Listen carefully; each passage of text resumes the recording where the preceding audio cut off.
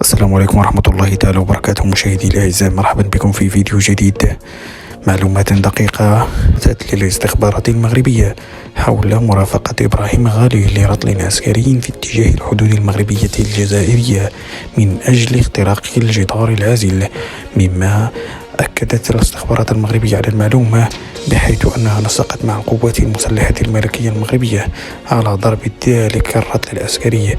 وأتت أخبار من طرف القوات البوليساريو الانفصالية على أن الرطل العسكري قد تلقى ضربة موجعة، بحيث أن هناك عدد كبير في القتلى، وعلى أن إبراهيم غالي قد أصيب بجروح وتم نقله على وجه السرعة إلى المستشفى العسكري بالجزائر العاصمة حيث يتلقى العلاج.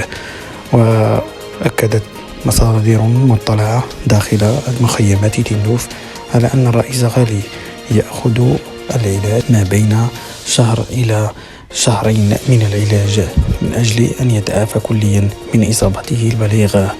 وأكدت الجزائر على أن هذه الضربة العسكرية المغربية أتت من داخل البوليساريو، على أنه معلومات قد سربت من داخل المخيمات، وقد نددت بهذا القصف في جميع الدول حلفائها من أمريكا اللاتينية وجنوب أفريقيا ونيجيريا وغيرها.